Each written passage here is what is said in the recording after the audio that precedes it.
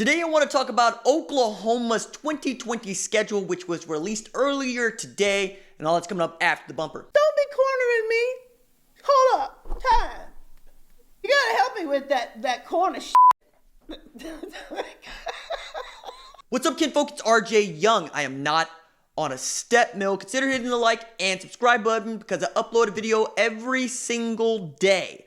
Today, I want to talk about Oklahoma's 2020 schedule, which was released today, and my goodness, is there a gauntlet. So first, I'm going to show this, and then go through it one by one, and give you what I think is some, hashtag analysis. So first, we got Missouri State, September 5th, at home, fine, whatever. I understand you got to make these cupcakes scrumptious. You got to put them on the schedule.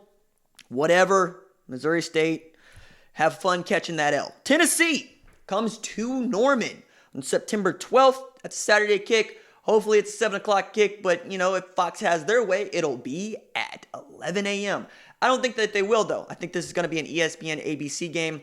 Maybe Tennessee will be better, but I don't think so. Perhaps new head coach Philip Fulmer, which is a joke, will have it running. We'll see, man. I mean, I like what Tennessee has been doing in recruiting. They certainly look the part in recruiting, but I don't think they're going to have a good football team traveling to Norman. But hey, an SEC win is an SEC win, or so they tell me. Then you got Army traveling to West Point for that game. And Army is a good football team, and we understand that the flex bone is a difficult offense to defend. They haven't been as good this year as they were last year. But make no mistake, it's difficult to go up there and get a W. If Jeff Monken is still the head coach there next year, I expect that to be a really difficult game. Oklahoma might be favored by 2 touchdowns, maybe a few more, depending on how you feel about it. But you're probably going to make a little bit of money betting on Army to cover the spread there. October 3rd, you get Baylor in Norman. The Fighting Matt Rules looked really good this year. They began the season 7-0. Yeah, man. The Baylor Bears look like they could be a challenge, not just next year, but this year as well when Oklahoma plays them in November. October 10th is OU Texas. Oklahoma is technically the home team in this affair, but it's played the Cotton Bowl like it is every year. You understand what kind of a chore that is to beat a Texas team, even when we expect Texas to be bad. We'll see if Sam Ehlinger comes back. That'll have a lot to do with how good or bad we think Texas is going to be. Then you got Iowa State, October 17th, traveling to Ames. Matt Campbell's still there next year. I still expect them to be good. I expect them to be a little bit more than good. Brock Purdy will be well and truly coming into his own as a third-year starter at Iowa State. And John Heacock is an outstanding defensive coordinator. Then we got Oklahoma State traveling to Norman in October 24th. That's going to be different. I understand Bedlam had been played in October, before I was alive. But since I've been basically following college football, it hasn't been a thing. It's been around Thanksgiving. So it's going to feel weird for this game to be played in October, but there it is. Then TCU traveling to Amon G. Carter Stadium to take on Gary Patterson's Texas Christian in a year where we expect Max Duggan to be better, and we know that the TCU defense is going to be good. West Virginia will be in year 2 of not just the Neil Brown experience, but the Austin Kinley experience. And if they get him some tools, he could be good. They could be good. That could be challenging. That game is in Morgantown. And then, November 14th, there's Kansas State. Kansas State travels to Norman in the second year of the Chris Kleiman experience. We'll see what they look like offensively. They don't look like much this year offensively, as Oklahoma's getting ready to travel to Manhattan this week to play against a bad offensive team led by Skylar Thompson at quarterback, James Gilbert at tailback, and a really good defense. We'll see what kind of problems they can present to Oklahoma and Jalen Hurts. November 21. Wouldn't it be great if Kansas was ranked number 21 at the time of this game?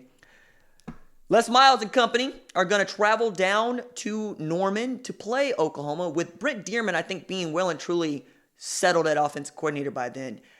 I'm glad Les Miles went away from his 3 yards in a cloud of dust offense and started getting back to what is modern football, because Brent Dearman is on the Gus Malzahn tree, and before he got to Lawrence, he had led the nation's best scoring offense across any division at Bethel as the head coach. They put up 55 a game. They looked really good when he was outlining the scheme and the game plan against Boston College, and they look every bit like they might get a W against Texas traveling down to Austin. And now we got suspicions of home cooking by Les Miles that have been submitted to the Big 12. but you get it. They're going to be decent. And Puka Williams Jr. is an outstanding tailback. And then finally, November 28th, Oklahoma travels to Texas Tech in Lubbock to play at the Jones against, yes, Matt Wells in his second year. We'll see if Jet Duffy is the quarterback then. Alan Bowman will come back.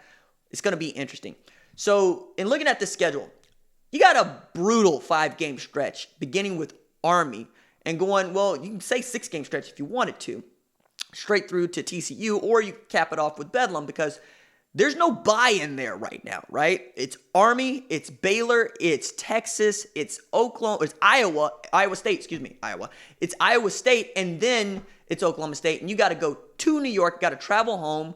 Then you got to go to Dallas, which anybody will tell you, even making the trip to Dallas from Norman is a chore during this Texas State Fair and during OU Texas because it is just monstrous. So we'll see how that makes the guys feel. And then you got to go to Iowa State right after that. Then you got to come back home, take on Oklahoma State in a Bedlam game that means a lot to them. And we like winning. And then travel to TCU. I got this right.